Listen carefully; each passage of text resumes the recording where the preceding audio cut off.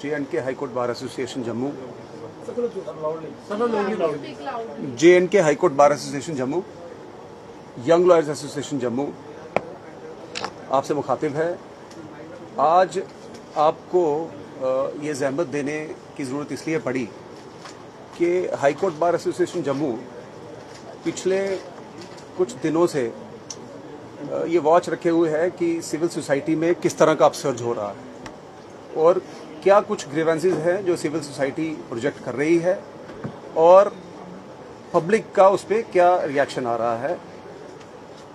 मुद्दे तो काफ़ी हैं बट मैं स्टार्ट करूं अगर तो इस वक्त आई कैन अंडरस्टैंड आप लोगों की ज़्यादा क्यूरियोसिटी होगी टोल प्लाजा को लेके, बिकॉज टोल प्लाजा सरोवर का मुद्दा इस वक्त गरमाया हुआ है।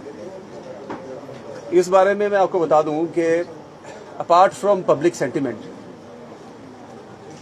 चूंकि हम लोग वकील भी हैं, लीगल पॉइंट ऑफ व्यू से भी मैं थोड़ा सा एनलाइटन करना चाहूँगा अथॉरिटीज़ को कि सरोवर प्लाजा टोल प्लाजा पे जो टोल कलेक्शन है वो सिर्फ एक पब्लिक रिएक्शन इमोशनल नहीं है, इसका एक लीगल एस्पेक्ट भी है।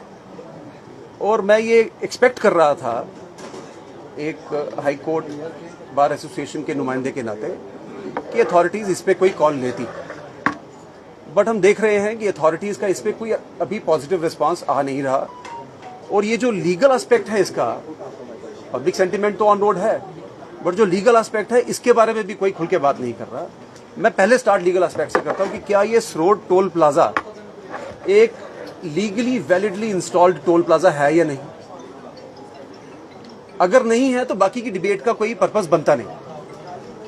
मैं आप लोगों को भी सर्कुलेट करते हैं, मैं आप लोगों के सामने थोड़ा सा जो इसका लीगल एस्पेक्ट है वो रखना चाहूंगा।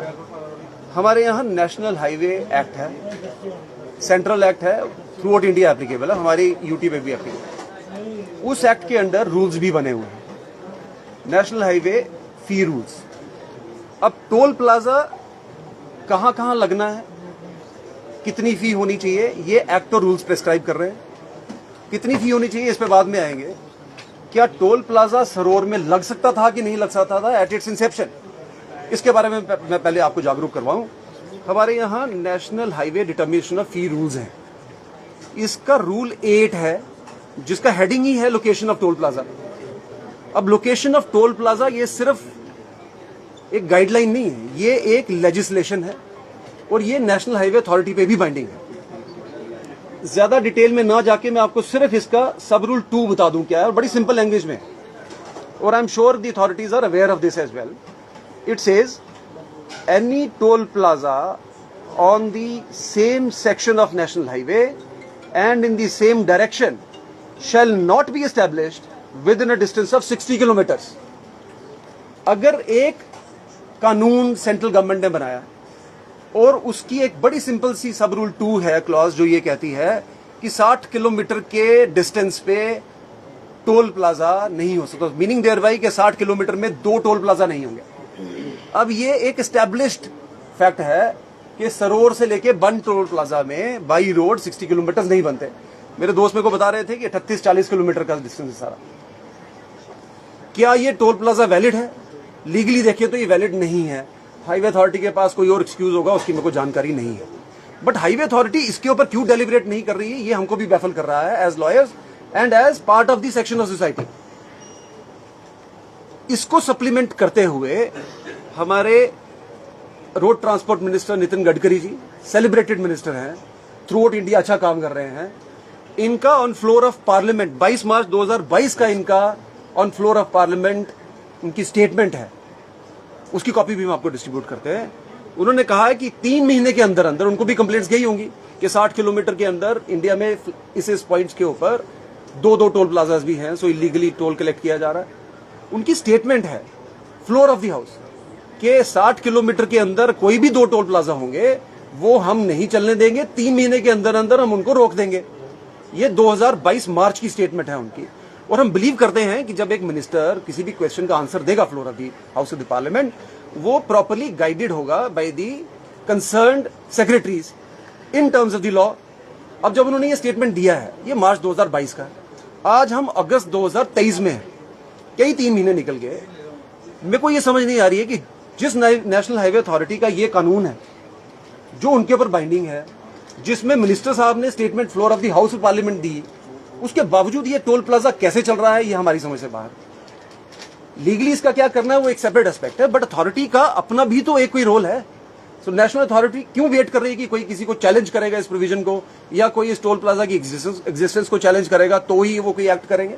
दे are required to act on the terms of law which is squarely applicable to them. So हमारी नजर में जो हमने जब बैठ के ये प्रोविजन देखे हैं, ये टोल प्लाजा अदरवाइज भी लीगली इंस्टॉल्ड नहीं है। अब इसका दूसरा एस्पेक्ट जहां पर फैक्चुअल मैटर भी जोड़ा। फैक्चुअल मैटर ये है कि हम सबको पता है कि ये जो पीछे फ्लड कंडीशन आई, जो इतनी जबरदस्त पीछे बारिशें हुई, ब्रिज बैठ गया, रोड बह गई। टोल प्लाजा किस लिए होता है? टोल प्लाजा इसलिए है कि अगर पब्लिक या प्राइवेट फंड से कोई हाईवे बना है, उसकी मेंटेनेंस की कलेक्शन चार्जेस है। अब अगर मेंटेनेंस की कलेक्शन चार्जेस है तो मेंटेनेंस तो तब होगी जब वो रोड वर्किंग कंडीशन में होगी। आज आप सबको पता है कि सरोर से लखनपुर या कठुआ जाने के लिए 3-3.5 घंटे का टाइम लग रहा है। जो हाईवे इन लोगों ने जिसके लिए टोल प्लाजा रखा, वो हाईवे तो काम नहीं कर रहा, सो उनको बाईपास दिया जा रहा है। जब आपका हाईवे ही काम नहीं कर रहा तो टोल प्लाजा किस कॉन्टेक्स्ट में आप लोग कलेक्ट कर रहे हो, ये भी कोई हमारी समझ से बाहर है। ये कोई स्टैट्यूटरी बाइंडिंग नहीं है, कोई अथॉरिटी नहीं है इसके ऊपर टोल प्लाजा को कलेक्ट करने की। लिहाजा जब इतना पब्लिक सेंटिमेंट अथॉरिटीज देख रही है और इनको एक कानूनी दायरा है जिसके अंदर ये उस पब्लिक सेंटिमेंट को रिड्रेस कर सकती हैं, तो हमारी इस पूरे सिनेरियो के दौरान ये एक्सपेक्टेशन थी कि national highway authority would act on its own और लोगों को सड़क पे आने की जरूरत ना पड़े। आफ्टर ऑल ये अथॉरिटीज लोगों की सर्विस के लिए है, ये कोई ऑटोक्रेटिक रूल नहीं है इन अथॉरिटीज का। सो अब तक जब इन्होंने कोई कार्रवाई नहीं की, हमारी सिविल सोसाइटी सड़कों पे है और बिना मतलब के वो चीज जो ऑलरेडी प्रिस्क्राइब्ड है वो हो नहीं रही, इसका जवाब भी कोई नहीं आ रहा। सो ये ऑटोक्रेटिक रूल जो हाईवे अथॉरिटी अपने से ही अज्यूम कर रही है, ये नहीं होना चाहिए। हाई कोर्ट बार एसोसिएशन का मानना है कि नेशनल हाईवे अथॉरिटी को, सेंट्रल गवर्नमेंट कंसर्न्ड मिनिस्ट्री को जल्द से जल्द सामने आके इस इशू को, जो कि अवॉइडेबल इशू है, अननेसेसरी इशू बन रहा है, नहीं बनने देना चाहिए।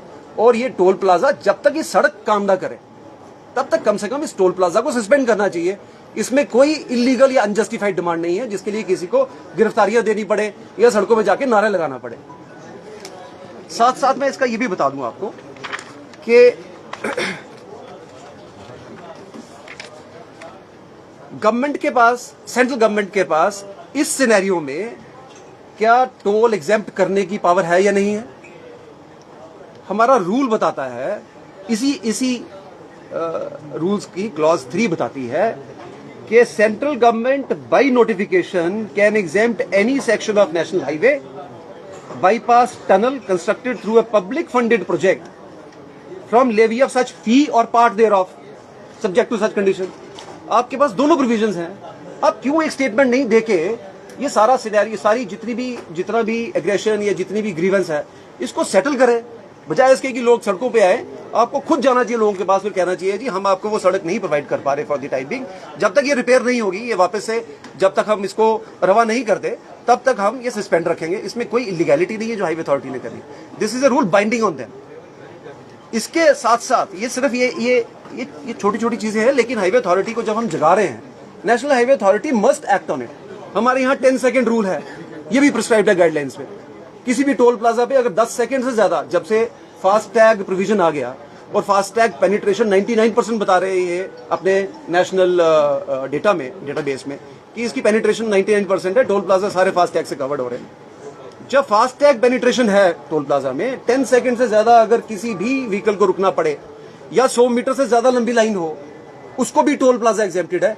आप सरोर टोल प्लाजा की बात छोड़िए, जब हम नेशनल हाईवे अथॉरिटी की ओमिशंस के ऊपर आ रहे हैं तो आप 1 टोल प्लाजा ले लीजिए, 3-3, 4-4 घंटे हमको कई बार वेट करना पड़ता है। जब हमने यहाँ से कहीं उधमपुर कोर्ट या कटरा या रियासी कोर्ट जाना होता है, अनप्रेसिडेंटेड जैम होता है, लोगों को कई बार यानी यू टर्न करके वापस आनी पड़ती है जी, टोल प्लाजा से रास्ता नहीं मिल रहा।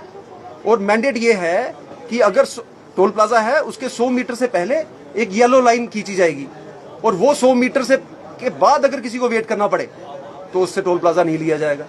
सो ये कुछ एक चीजें हैं जो हम देख रहे हैं, एक क्लियर ओमिशन है on the part of national highway authority as well as central government. हमारी बतौर हाई कोर्ट बार एसोसिएशन ये एक रोल है।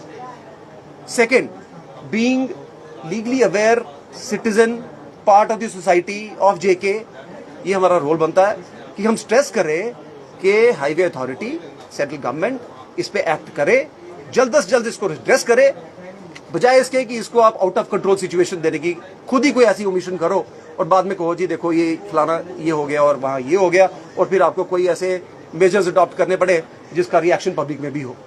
सो ये था with regard to toll plaza. Sir आप खुद मैं उनके जानकार, क्वेश्चंस में लेता हूं आपसे, मैं देखो दूसरा वाला भी। Second burning issue which is being raised in civil society